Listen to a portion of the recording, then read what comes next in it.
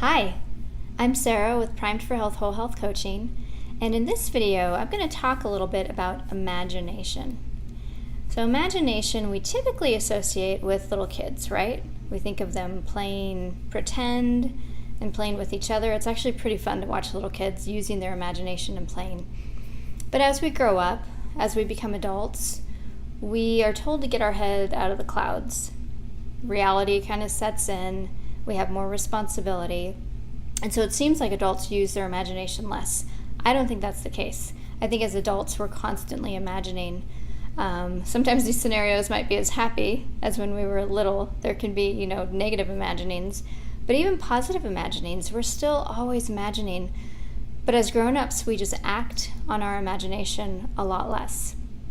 But I was inspired to record this video because I came across a quote from a British novelist and playwright who was a pretty popular guy in his day named William Somerset Maugham.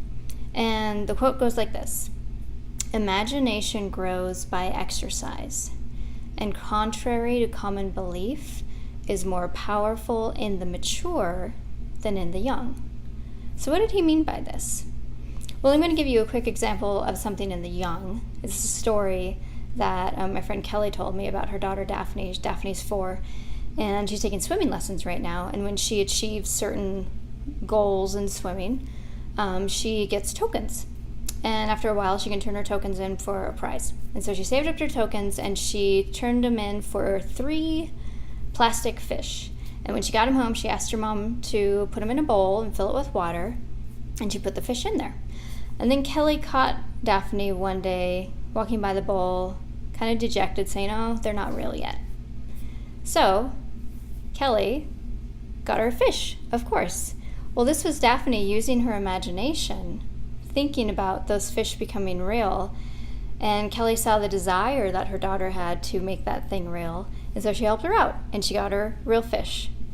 So as adults, we do the same thing in imagining. We know at this point that plastic fish aren't going to turn into real fish, but we still imagine incredible things as adults. And the thing in that quote, when Mom said that contrary to common belief, imagination is more powerful in the mature than the young, we can act on our imaginations. We can actually bring those things into reality. Think of all the incredible inventions that happened in modern history. The light bulb, one of them, pretty handy to have, right? Space shuttle, moving forward, microwaves, televisions, cell phones. I mean, try to imagine, use your imagination to imagine a world without cell phones. Kind of weird, right? But we were there not that long ago. Cell phones have not been in existence that long. But the cell phone came into existence because somebody imagined it. They saw it in their head, and then they just had this burning desire to bring it into existence. And they did. And the way that Kelly helped her daughter bring that fish into existence, the same thing can happen for adults. If you share what is in your imagination, if you have an incredible idea and you actually share it, a lot of people will jump on your bandwagon. You might get some people saying, "You cray, that's not going to happen." But you'll have other people say, "Yes, I can see how that can become real." And they can team up with you, recognize your desire, and bring those things into reality for you. So it's super easy to doubt our imagination, to come up with a really good idea. And imagination, you can call them ideas, you can call them dreams, but it's so easy to just dismiss those things that pop into our head, those ideas, those things that we imagine. It's really easy to dismiss. But if you're imagining it, you could probably turn it into reality. You might not be able to do it by yourself. You might have to open yourself up and reveal what you're imagining. But I think that's where people stop, because they're afraid of what other people are going to think of them. And so they stop, they think of it and say, "Oh, it's a nice idea," and move on from it. Because they think people are going to think they're crazy for imagining it. But if you actually let your imaginations come out of your mind, even onto paper, and you start to talk about it, then it has a much higher chance of turning into reality. And imagine if the things that you've been imagining, even one of them, you were able to bring it into reality. Wouldn't that be incredible?